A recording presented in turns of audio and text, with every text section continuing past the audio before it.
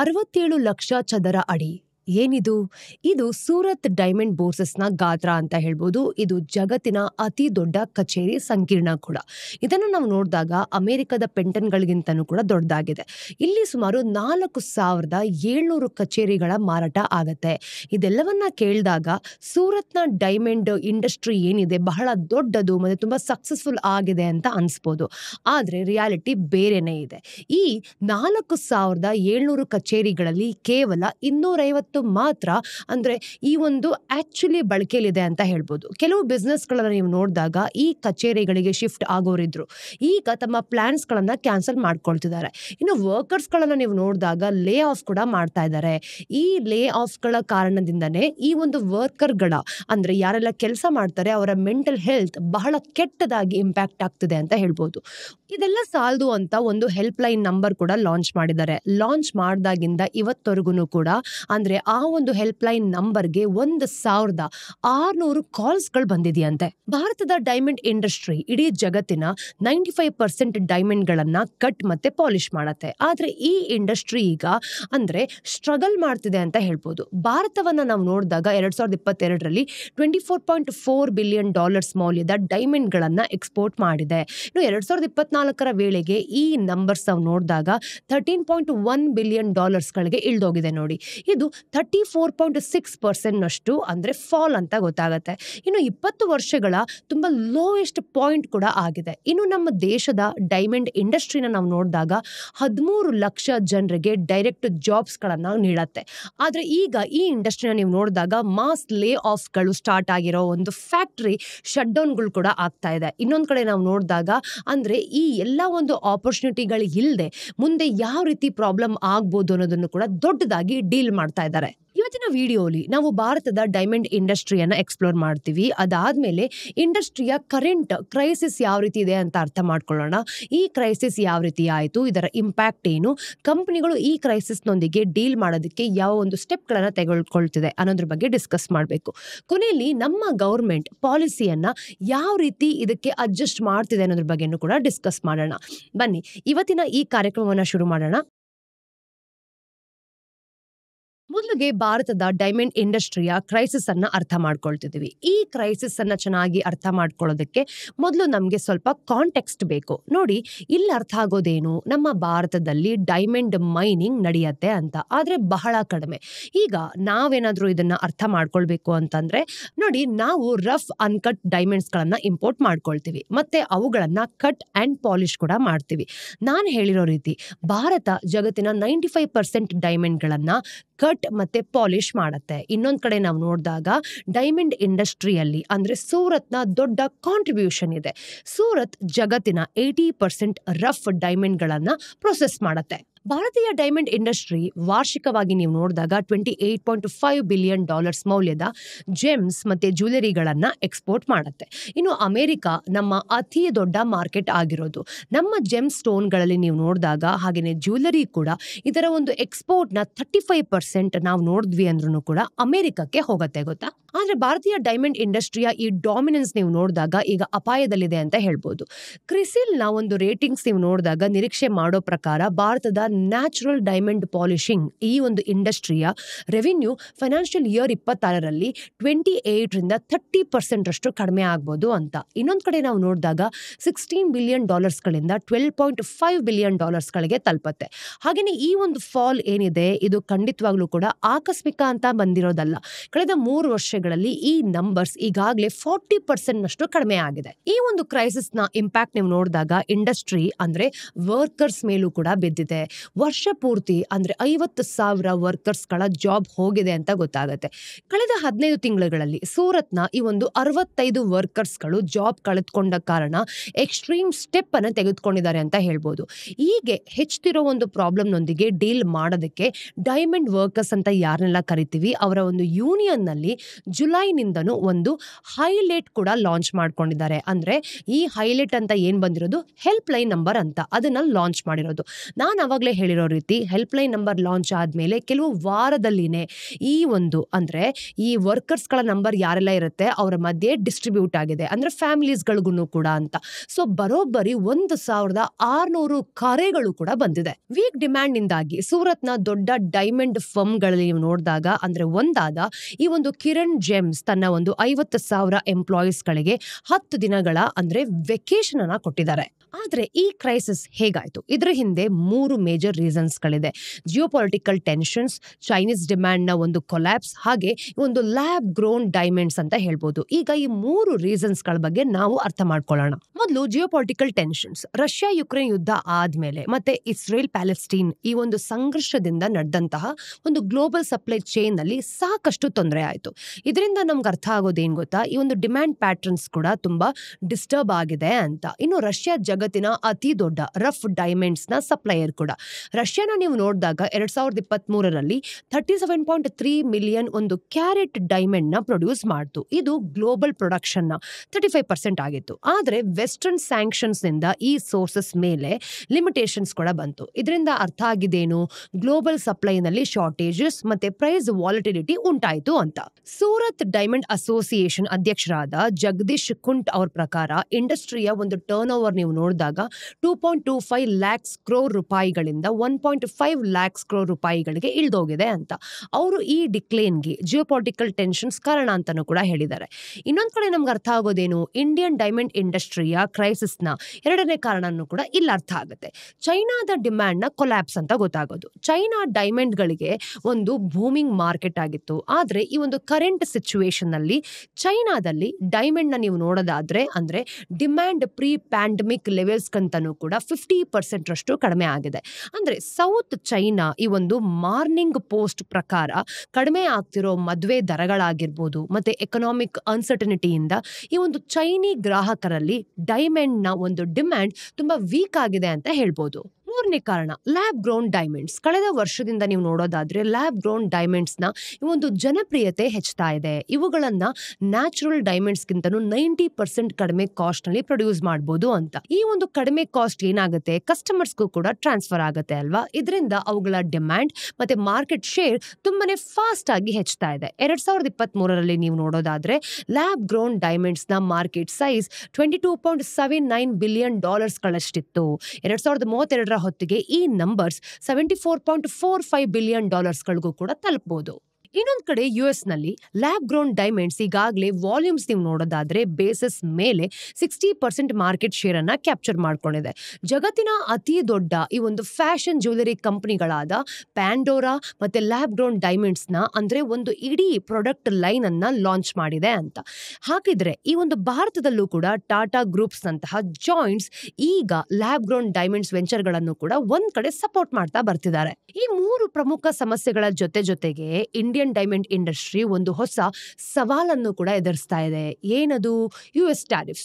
ನೋಡಿ, ಯುಎಸ್ ಸರ್ಕಾರ Indian imports ಗಳ ಮೇಲೆ 50% ಟ್ಯಾರಿಫ್ಸ್ ಅನ್ನ ಹಾಕ್ತಾ ಇದೆ. ಇದರಿಂದ ಇಂಡಿಯನ್ ಡೈಮಂಡ್ಸ್ ಗಳ ಬೆಲೆ ಯುಎಸ್ ಮಾರ್ಕೆಟ್ ನಲ್ಲಿ ತುಂಬಾ ಹೆಚ್ಚಾಗ್ತಿದೆ ಕೂಡ.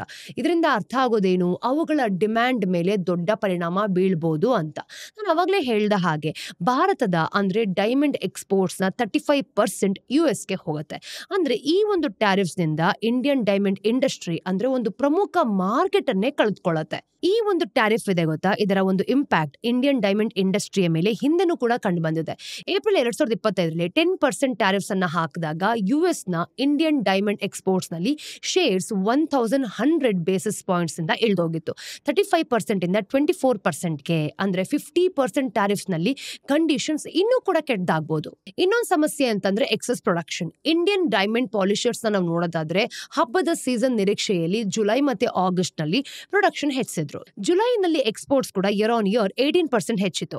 ಆದ್ರೆ ಆಗ ಇನ್ಕ್ರೀಸ್ ಟ್ಯಾರಿಫ್ಸ್ ನ ಇಂಪ್ಯಾಕ್ಟ್ ಇರಲಿಲ್ಲ. ಡೈಮಂಡ್ ಇಂಡಸ್ಟ್ರಿಗೆ ಮಾರ್ಜಿನ್ಸ್ ಕಡಿಮೆ ಇರುತ್ತೆ. 2023ಯಲ್ಲಿ ನೀವು ನೋಡೋದಾದ್ರೆ ಡೈಮಂಡ್ ಇಂಡಸ್ಟ್ರಿಯ ಮಾರ್ಜಿನ್ಸ್ 5.5% ನ ಒಂದು ಪೀಕ್ ನಲ್ಲಿ ಇತ್ತು. ಅಂದಿನಿಂದ ಇಲ್ಲಿವರೆಗೂ ಕೂಡ ಮಾರ್ಜಿನ್ಸ್ ನ ಅಂದ್ರೆ 50 ಇಂದ 100 ಬೇಸಿಸ್ ಪಾಯಿಂಟ್ಸ್ ಒಳಗೆ ಕುಸಿತೋಗಿದೆ. 3.5 ರಿಂದ 4% ಗೆ ತಲುಪಿದೆ ಅಂತ.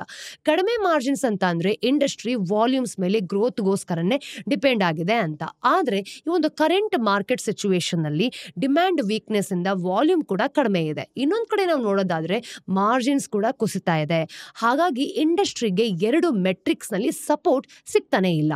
ಮತ್ತೆ ಈ ಒಂದು ಚಾಲೆಂಜಸ್ ಗಳ ಒಂದು ಇಂಪ್ಯಾಕ್ಟ್ ನೀವು ನೋಡೋದಾದ್ರೆ ಇಡೀ ಡೈಮಂಡ್ ಇಂಡಸ್ಟ್ರಿಯ ಎಕೋಸಿಸ್ಟಮ್ ನಲ್ಲಿ ಅನುಭವ ಆಗ್ತಾ ಇದೆ.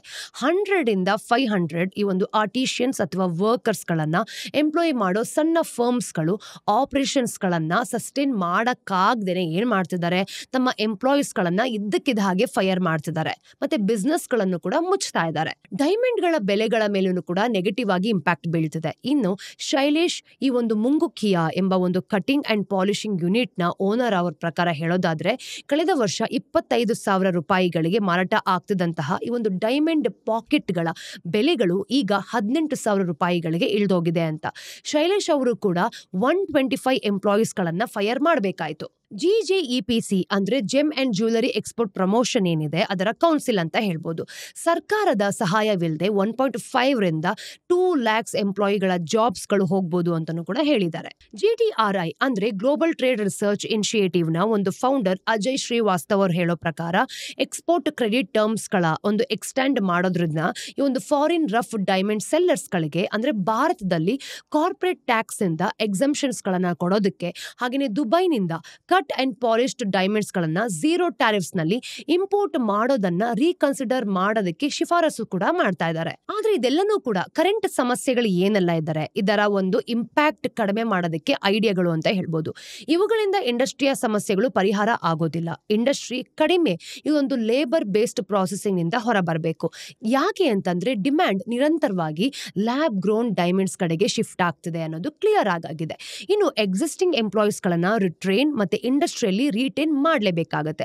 ಈ ಶಿಫ್ಟ್ ನಾವು ನೋಡೋದಾದ್ರೆ ಇಂಡಿಯನ್ ಡೈಮಂಡ್ ಇಂಡಸ್ಟ್ರಿ ಈ ಒಂದು ಗ್ರೋಯಿಂಗ್ ಡಿಮ್ಯಾಂಡ್ ಪ್ರಯೋಜನವನ್ನ ಪಡಿಬಹುದು. ಇನ್ನೊಂದ್ ಕಡೆ ನಾವು ನೋಡೋದಾದ್ರೆ ಜಿಯೋಪಾಲಿಟಿಕಲ್ ಶಿಫ್ಟ್ಸ್ ಹಾಗೆ ಒಂದು ಶಾಕ್ಸ್ ಗಳ ಜೊತೆ ಉತ್ತಮವಾಗಿ ಡೀಲ್ ಮಾಡಬಹುದು. ಭಾರತ ಟ್ರೇಡ್ ಟೆನ್ಷನ್ಸ್ ಗಳನ್ನ ಕಡಿಮೆ ಮಾಡ್ಕೊಳ್ಳೋದಕ್ಕೂ ಕೂಡ ಪ್ರಯತ್ನಿಸಬೇಕು. ಇನ್ನೊಂದು ಈ ಪ್ರಸ್ತುತ ಇಂಡಸ್ಟ್ರಿಯಲ್ಲಿ ನಾವು ನೋಡೋದಾದ್ರೆ US ಟ್ಯಾರಿಫ್ಸ್ ಭಾರತದ ಅಂದ್ರೆ ಮಲ್ಟಿಪಲ್ ಎಕ್ಸ್ಪೋರ್ಟ್ ಈ ಒಂದು ಬೇಸ್ಡ್ ಇಂಡಸ್ಟ್ರೀಸ್ ಗಳನ್ನ ನೆಗೆಟಿವ್ ಆಗಿ ಇಂಪ್ಯಾಕ್ಟ್ ಮಾಡ್ತಿದೆ. ಅಂದ್ರೆ ಉತ್ತಮ ಟ್ರೇಡ್ ಡೀಲ್ಸ್ ಗಳಾಗಿರ್ಬೋದು ಅಥವಾ ಟ್ರೇಡ್ ಪಾರ್ಟ್ನರ್ಸ್ ಗಳಲ್ಲಿ ಡೈವರ್ಸಿಫಿಕೇಶನ್ ಕೂಡ ಇರತ್ತೆ. ನಮ್ಮ ಇಂಡಸ್ಟ್ರೀಸ್ ಗಳಿಗೆ ಎಲ್ಲೋ ಒಂದ್ ಕಡೆ ಇವರು ಇದೆಲ್ಲಾನು ಉತ್ತಮವಾಗಿ ಮಾಡ್ಕೊಳ್ಳೋದ್ರಿಂದ ಸಹಾಯ ಮಾಡಬಹುದು. ಬಿಸ್ನೆಸ್ ಗಳು ಕೂಡ ಈ ಕ್ರೈಸಿಸ್ ಜೊತೆಗೆ ಡೀಲ್ ಮಾಡೋದಕ್ಕೆ 4 ಪ್ರಮುಖ ಸ್ಟೆಪ್ಸ್ ಗಳನ್ನ ತೆಗೆದುಕೊಳ್ತಾ ಇದೆ. Geopolitical diversification, operational relocation, inventory management ಮತ್ತೆ ಡೊಮೆಸ್ಟಿಕ್ ಮಾರ್ಕೆಟ್ ಫೋಕಸ್. ಈಗ 4 ಸ್ಟೆಪ್ಸ್ ಗಳು ಏನೇನು ಅಂತ ಅರ್ಥ ಮಾಡ್ಕೊಳ್ಳೋಣ. ಮೊದಲಿಗೆ ಜಿಯೋಗ್ರಾಫಿಕಲ್ ಡೈವರ್ಸಿಫಿಕೇಶನ್. ನಾನು ಹೇಳ್ದ ಹಾಗೆ US ನಮ್ಮ ಒಂದು ಡೈಮಂಡ್ ಎಕ್ಸ್ಪೋರ್ಟ್ಸ್ ನ ಒಂದು ಪ್ರಮುಖ ಮಾರ್ಕೆಟ್. ಈ ಒಂದು ಕಾನ್ಸಂಟ್ರೇಷನ್ ಇಂದ US ಮಾರ್ಕೆಟ್ ನಲ್ಲಿ ಯಾವುದೇ ಬದಲಾವಣೆ ಆಗಿಲ್ಲ. ಅಂದ್ರೆ ಭಾರತದ ಡೈಮಂಡ್ ಇಂಡಸ್ಟ್ರಿಯನ್ನ ತುಂಬಾ ಇಂಪ್ಯಾಕ್ಟ್ ಮಾಡಬಹುದು ಅಂತ. ಅದಕ್ಕೋಸ್ಕರನೇ ಕಂಪನಿಗಳು ಈಗ US ಮೇಲಿನ ತಮ್ಮ ಡಿಪೆಂಡೆನ್ಸ್ ಏನಿದೆ ಅದನ್ನ ಕಡಿಮೆ ಮಾಡ್ಕೊಳ್ಬೇಕು ಅಂತ ಬಯಸ್ತಿದ್ದಾರೆ. ಹಾಗೇನೆ ಏಷ್ಯಾ ಆಗಿರ್ಬೋದು, ಯುರೋಪ್ ಮತ್ತೆ ಮಿಡಲ್ ಈಸ್ಟ್ ನಂತಹ ಮಾರ್ಕೆಟ್ ನಲ್ಲಿ ಸೇಲ್ಸ್ ಅನ್ನ ಜಾಸ್ತಿ ಮಾಡಬೇಕು ಅಂತಾನೂ ಕೂಡ ಪ್ರಯತ್ನ ಪಡ್ತಿದ್ದಾರೆ. ಆದ್ರೆ ಇದು ಸುಲಭದ ಕೆಲಸ ಖಂಡಿತವಾಗ್ಲೂ ಅಲ್ಲ. ಈ ಮಾರ್ಕೆಟ್ಸ್ ಗಳ ಪ್ರಿಫರೆನ್ಸಸ್ ಬೇರೆ ಬೇರೆನೇ ಇದೆ. ಅವುಗಳಲ್ಲಿ ಈಗಾಗಲೇ ಎಸ್ಟಾಬ್ಲಿಷ್ಡ್ ಸಪ್ಲೈಯರ್ಸ್ ಇದ್ದಾರೆ. ಇನ್ನು US ಗೆ ಹೋಲಿಸಿದ್ರೆ ಅವುಗಳ ಡಿಮ್ಯಾಂಡ್ ತುಂಬಾ ವೀಕ್ ಆಗಿದೆ. ಎರಡನೇ ಸ್ಟೆಪ್ ಆಪರೇಷನಲ್ ರಿಲೊಕೇಶನ್. ಕೆಲವು ಕಂಪನಿಗಳು ತಮ್ಮ ಬಿಸ್ನೆಸ್ ಗಳನ್ನ ಕಡಿಮೆ US ಟ್ಯಾರಿಫ್ಸ್ ಇರೋ ದೇಶಗಳಿಗೆ ಶಿಫ್ಟ್ ಮಾಡೋದಕ್ಕೆ ಪ್ರಯತ್ನ ಪಡ್ತಿದ್ದಾರೆ. ಅಂದ್ರೆ ಬೋಟ್ಸ್ವಾನ್ ಒಂದು ಆಕರ್ಷಕ ಆಪ್ಷನ್ ಆಗಿ ಕಾಣಿಸ್ತಾ ಇದೆ. ಅಲ್ಲಿ US ಕೇವಲ 15% ಟ್ಯಾರಿಫ್ಸ್ ಅನ್ನ ಮಾತ್ರ ವಿಧಿಸುತ್ತೆ. ಇನ್ನು ಧರ್ಮಾನಂದನ್ ಡೈಮಂಡ್ಸ್ ನ ಹಿತೇಶ್ ಪಟೇಲ್ ಅವರ ಒಂದು ಪ್ರಸ್ತುತ ಕಂಡೀಷನ್ಸ್ ಗಳು ಬದಲಾಗದೇ ಇದ್ರೆ ಅವ್ರು ಏನ್ ಮಾಡ್ತಾರೆ, ಬೋಟ್ಸ್ವಾನ್ ನಲ್ಲಿ ಅಂದ್ರೆ ಪ್ರೊಡಕ್ಷನ್ ಅನ್ನ ಹೆಚ್ಚಿಸಬಹುದು ಅಂತ ಹೇಳ್ತಿದ್ದಾರೆ. ಈ ಒಂದು ಬದಲಾವಣೆಯಿಂದ ಭಾರತದ ಡೈಮಂಡ್ ಕಂಪನಿಗಳಿಗೆ ಬೆನಿಫಿಟ್ ಕೂಡ ಸಿಗಬಹುದು. ಒಟ್ಟಾರೆಯಾಗಿ ಇಂಡಿಯನ್ ಡೈಮಂಡ್ ಇಂಡಸ್ಟ್ರಿ ಆಫ್ರಿಕನ್ ಪ್ರದೇಶದಿಂದ ತನ್ನ ಒಂದು ಡಾಮಿನೆಂಟ್ ಪೊಸಿಷನ್ ಅನ್ನು ಕೂಡ ಕಳೆದುಕೊಳ್ಬಹುದು. ಮೂರನೇ ಸ್ಟೆಪ್ ಇನ್ವೆಂಟರಿ ಮ್ಯಾನೇಜ್ಮೆಂಟ್. ಕಂಪನಿಗಳು ತಮ್ಮ ಒಂದು ರಫ್ ಡೈಮಂಡ್ ಪರ್ಚೇಸಸ್ ಗಳನ್ನ ಕಡಿಮೆ ಮಾಡಿಕೊಂಡು ಹಾಗೇನೆ ತಮ್ಮ ಒಂದು ಇನ್ವೆಂಟರಿ ಲೆವೆಲ್ಸ್ ಗಳನ್ನ ಕಡಿಮೆ ಇಟ್ಕೊಂಡಿದೆ. ಇದರಿಂದ ಅವು ತಮ್ಮ ಒಂದು ಕ್ಯಾಶ್ ಫ್ಲೋ ಏನಿದೆ ಅದನ್ನ ಎಲ್ಲೋ ಒಂದ್ ಕಡೆ ಉಳಿಸಬಹುದು. ಹಾಗೆ ಅರ್ಥ ಆಗೋದೇನು, ಇದರಿಂದ ಕಂಪನಿಗಳ ಒಂದು ಸಡನ್ ಜಿಯೋಗ್ರಾಫಿಕ್ ಮತ್ತೆ ಡಿಮ್ಯಾಂಡ್ ಏನಿದೆ ಇದರ ಶಿಫ್ಟ್ ಗಳ ಜೊತೆ ಸುಲಭವಾಗಿ ಡೀಲ್ ಮಾಡ್ಕೊಳ್ಬಹುದು. ನಾಲ್ಕನೇ ಸ್ಟೆಪ್ ಡೊಮೆಸ್ಟಿಕ್ ಮಾರ್ಕೆಟ್ ಫೋಕಸ್. ನಾನ್ ಹೇಳ್ದ ಹಾಗೆ ಚೈನಾದ ಡೈಮಂಡ್ ಅಂದ್ರೆ ಈ ಒಂದು ಡಿಮ್ಯಾಂಡ್ ಏನಿದೆ ಗ್ಲೋಬಲಿ ತುಂಬಾ ಸ್ಟ್ರಾಂಗ್ ಆಗಿತ್ತು. ಆದ್ರೆ ಈಗ ಭಾರತ ಚೈನಾವನ್ನ ರಿಪ್ಲೇಸ್ ಮಾಡಿದೆ. ಭಾರತ ಈಗ ಜಗತ್ತಿನ 2ನೇ ಅತಿ ದೊಡ್ಡ ಡೈಮಂಡ್ ಮಾರ್ಕೆಟ್ ಆಗಿದೆ. ಡೊಮೆಸ್ಟಿಕ್ ಡಿಮ್ಯಾಂಡ್ ನಲ್ಲಂತೂ ನಿರಂತರ ಗ್ರೋತೆ ಕಾಣಿಸ್ತಿದೆ. ಇದು ಇಂಟರ್ನ್ಯಾಷನಲ್ ವೀಕ್ನೆಸ್ ವಿರುದ್ಧ ಸ್ವಲ್ಪ ಕಷನ್ ಕೂಡ ಒದಗಿಸ್ತಿದೆ ಅಂತ ಹೇಳ್ಬೋದು. ಟಿಫನಿ ಅಂಡ್ ಕಂಪನಿ ಹಾಗೆ ಹ್ಯಾರಿ ವಿನ್ಸನ್ಗೆ ಸಪ್ಲೈ ಮಾಡೋ ಒಂದು ವೀನಸ್ ಜ್ಯುವೆಲ್ಸ್ ನ ಹಿತೇಶ್ ಶಾ ಅವ್ರು ಹೇಳೋ ಪ್ರಕಾರ ಅಮೆರಿಕನ್ ಬ್ರಾಂಡ್ಸ್ಗಳ ಅಂದ್ರೆ ಇದರ ಒಂದು ನಷ್ಟವನ್ನ ಇಂಡಿಯನ್ ಬ್ರಾಂಡ್ಸ್ಗಳು ಡಿಮ್ಯಾಂಡ್ ಇಂದ ಕಾಂಪನ್ಸೇಟ್ ಮಾಡಲಾಗುತ್ತೆ ಅಂತ ಹೇಳ್ತಿದ್ದಾರೆ. ಇನ್ನು ಗ್ಲೋಬಲಿ ನಾವು ನೋಡೋದಾದ್ರೆ ಡೈಮಂಡ್ ಇಂಡಸ್ಟ್ರಿಗಳ ಮೇಲೆ ಇನ್ಸ್ಟೆಬಿಲಿಟಿ ಅಂದ್ರೆ ಇದರ ಒಂದು ಪರಿಣಾಮ ಬೀಳ್ತಾ ಇದೆ. ಇದರ ಇಂಪ್ಯಾಕ್ಟ್ ಕೂಡ ಇಂಡಿಯನ್ ಡೈಮಂಡ್ ಇಂಡಸ್ಟ್ರಿ ಮೇಲೆ ಬೀಳುತ್ತೆ. ಅಂದ್ರೆ ಗ್ಲೋಬಲಿ ರಫ್ ಡೈಮಂಡ್ಸ್ ನ ಪ್ರೊಡಕ್ಷನ್ ಕಡಿಮೆ ಆಗ್ತಿದೆ ಅಂತ. ಆಸ್ಟ್ರೇಲಿಯಾದ ಅರ್ಜೈಲ್ ಮೈನ್ ಡಿಪ್ಲೇಟ್ ಆಗ್ತಿದೆ ಅಂತ. ಇನ್ನು ಕೆನಡಾದ ಮೇಜರ್ ಮೈನ್ಸ್ ಗಳು ಕೂಡ ಆಲ್ಮೋಸ್ಟ್ ಎಕ್ಸಾಸ್ಟ್ ಆಗೋಗಿದೆ. ಇನ್ನು ಸ್ಯಾಂಕ್ಷನ್ಸ್ ಅಂತ ನಾವು ನೋಡೋದಾದ್ರೆ ರಷ್ಯಾದಿಂದಲೂ ಕೂಡ ಡೈಮಂಡ್ಸ್ ಒಂದು ಮೇಜರ್ ಸಪ್ಲೈ ನಿಂತು ಹೋಗಿದೆ. ಅಂದ್ರೆ ಇಲ್ಲಿ ಅರ್ಥ ಆಗೋದೇನು, ಈ ಎಲ್ಲ ಒಂದು ಇನ್ಸಿಡೆಂಟ್ಸ್ ನಡೀತಿರೋದ್ರಿಂದ ಈ ಸಪ್ಲೈ ಶಾರ್ಟೇಜ್ ಇದ್ರೂ ಕೂಡ ಡೈಮಂಡ್ ಬೆಲೆಗಳು 14% ಕುಸ್ತೋಗಿದೆ. ಹಾಗೆ $114 ಪರ್ ಕ್ಯಾರೆಟ್ಗೆ ಇಳಿದೋಗಿದೆ. ಅಂದ್ರೆ ಡೈಮಂಡ್ಸ್ ಗಳ ಡಿಮ್ಯಾಂಡ್ ನಲ್ಲೂ ಕೂಡ ವೀಕ್ನೆಸ್ ಇದೆ ಅಂತ ಗೊತ್ತಾಗ್ತಿರೋದು. ಗ್ಲೋಬಲಿ ಕಂಪನಿಗಳು ಕೂಡ ಕ್ರೈಸಿಸ್ ಅನ್ನ ಎದುರಿಸ್ತಾ ಇದೆ. ಅಂದ್ರೆ ಡಿ ಬಿಯರ್ಸ್ ನ ಹೋಲ್ಡಿಂಗ್ ಕಂಪನಿ ಆಂಗ್ಲೋ ಅಮೆರಿಕನ್ ಹಾಗೆ ಚಾಲೆಂಜಿಂಗ್ ರಫ್ ಡೈಮಂಡ್ಸ್ ಕಂಡೀಷನ್ಸ್ ಇಂದ 2025 ಒಂದು ಪ್ರೊಡಕ್ಷನ್ ಪ್ಲಾನ್ಸ್ ಗಳನ್ನ 10 ಮಿಲಿಯನ್ ಕ್ಯಾರೆಟ್ ಗಳಿಂದ ಕಡಿಮೆ ಮಾಡ್ಕೊಂಡಿದೆ. Anglo American D bears business ಅನ್ನ ಸೆಲ್ ಮಾಡಿಕೊಂಡು ಡೈಮಂಡ್ಸ್ ಬಿಸ್ನೆಸ್ ಇಂದ ಎಕ್ಸಿಟ್ ಮಾಡೋದಕ್ಕೂ ಕೂಡ ಪ್ರಯತ್ನ ಪಡ್ತಿದೆ. ಡೈಮಂಡ್ಸ್ ಆಫ್ ಫಾರ್ ಎವರ್ ಎಂಬ ಒಂದು ಫೇಮಸ್ ಟ್ಯಾಗ್ಲೈನ್ ಅನ್ನ ಕೊಟ್ಟ ಕಂಪನಿ ಈಗ ತಾನೇ ಮಾರಾಟದ ಅಂಚಿನಲ್ಲಿದೆ ಅಂತ ಹೇಳ್ಬೋದು. ಇನ್ನು ಡಿ ಬಿಯರ್ಸ್ ಒಂದು ಇನ್ವೆಂಟ್ರಿ ಕ್ರೈಸಿಸ್ ನ ಜೊತೆಗೂ ಕೂಡ ಡೀಲ್ ಮಾಡ್ಕೊಳ್ತಿದೆ. $2 ಬಿಲಿಯನ್ ಒಂದು ಇನ್ವೆಂಟ್ರಿ ಪೈಲಪ್ ಆಗಿದೆ ಅಂತ ಹೇಳ್ಬೋದು. ಇದು 2008 ಒಂದು ಫೈನಾನ್ಷಿಯಲ್ ಕ್ರೈಸಿಸ್ ನಂತರದ ಅತಿ ದೊಡ್ಡ ಇನ್ವೆಂಟ್ರಿ ಪೈಲಪ್ ಆಗಿರೋದು. ಲ್ಯಾಬ್ ಗ್ರೌಂಡ್ ಡೈಮಂಡ್ಸ್ ಕೂಡ ಈಗ ಈ ಸಮಸ್ಯೆಗಳನ್ನ ಹೆಚ್ಚಿಸ್ತಿದೆ. ನ್ಯಾಚುರಲ್ ಡೈಮಂಡ್ಸ್ ಗಿಂತ ತುಂಬಾ ಕಡಿಮೆ ಆಗಿರೋದ್ರಿಂದ ಜೆನ್ಸೀಸ್ ಆಗಿರ್ಬೋದು ಹಾಗೆ ಮಿಲಿಯನಿಯಲ್ ಅಂತಹ ಈ ಯುವಕ ಗ್ರಾಹಕರು ಯಾರೆಲ್ಲ ಇರ್ತಾರೆ ಅವರುಗಳು ಇದನ್ನ ತಗೊಳ್ಳೋದಕ್ಕೆ ಪ್ರಿಫರ್ ಮಾಡ್ತಿದ್ದಾರೆ. ಹಾಗಾಗಿ ಭಾರತದಲ್ಲಿ ಮಾತ್ರ ಅಲ್ಲ, ಒಟ್ಟಾರೆಯಾಗಿ ಡೈಮಂಡ್ ಇಂಡಸ್ಟ್ರಿಯಲ್ಲೂ ಕೂಡ ತುಂಬಾ ದೊಡ್ಡ ಬದಲಾವಣೆಗಳು ಬರ್ತಾ ಇದೆ ಅನ್ನೋದು ಕ್ಲಿಯರ್ ಆಗಿದೆ. ಇನ್ನು ಭಾರತ ಪ್ರಸ್ತುತವಾಗಿ ಅಂದ್ರೆ ಪಾಲಿಶಿಂಗ್ ಡಾಮಿನೆನ್ಸ್ ಇಂದ ಈ ಬದಲಾವಣೆಗಳ ಒಂದು ಇಂಪ್ಯಾಕ್ಟ್ ಅನ್ನ ಕೂಡ ಸ್ಪಷ್ಟವಾಗಿ ನೇರವಾಗಿ ತಗೊಳ್ತಿದೆ ಅಂತ ಹೇಳ್ಬೋದು. ಈ ಎಲ್ಲ ಒಂದು ಹಿಸ್ಟರಿಯಿಂದ ಹಾಗೆ ಸ್ಟೋರಿ ಟ್ಯಾಗ್ ಲೈನ್ ಇಂದ ನಿಮ್ಗೆ ಏನ್ ಅನ್ಸ್ತಾ ಇದೆ? ಡೈಮಂಡ್ ಇಂಡಸ್ಟ್ರಿ ಈ ಕಷ್ಟಗಳಿಂದ ರಿಕವರ್ ಆಗ್ಬೋದಾ? ಇನ್ನು ಇಂಡಿಯನ್ ಡೈಮಂಡ್ ಇಂಡಸ್ಟ್ರಿ ಮತ್ತೇನಾದ್ರೂ ಜಾಸ್ತಿ ಉಪಯೋಗ ಮಾಡ್ಕೊಳ್ಬೋದಾ? ಅಥವಾ ಈ ಇಂಡಸ್ಟ್ರಿಯಲ್ಲಿ ಈಗ ಒಂದು ದೊಡ್ಡ ಬದಲಾವಣೆ ಬರೋಕೆ ಚಾನ್ಸಸ್ ಇದೆಯಾ? ನಿಮ್ಮ ಅಭಿಪ್ರಾಯಗಳು ಏನು ಅನ್ನೋದನ್ನ ಕಮೆಂಟ್ ಸೆಕ್ಷನ್ ಅಲ್ಲಿ ತಿಳಿಸಿ. ಹಾಗೆ ಮುಂದೆ ಯಾವ ಒಂದು ಟಾಪಿಕ್ ಬಗ್ಗೆ ವಿಡಿಯೋ ಬೇಕು ಅನ್ನೋದನ್ನು ಕೂಡ ನಮಗೆ ತಿಳಿಸ್ಕೊಡ್ಬೋದು. ಮತ್ತಷ್ಟು ಇನ್ಫಾರ್ಮೇಟಿವ್ ವಿಡಿಯೋಸ್ ಒಂದಿಗೆ ನಾನು ನಿಮಗೆ ಮುಂದಿನ ಡೈಲಿ ಬ್ರೀಫ್ ಅಲ್ಲಿ ಸಿಗ್ತೀನಿ. ಅಲ್ಲಿ ತನಕ ಟೇಕ್ ಕೇರ್. ನಾನು ನಿಮ್ಮ ಚಂದನ, ಸೈನಿಂಗ್ ಆಫ್.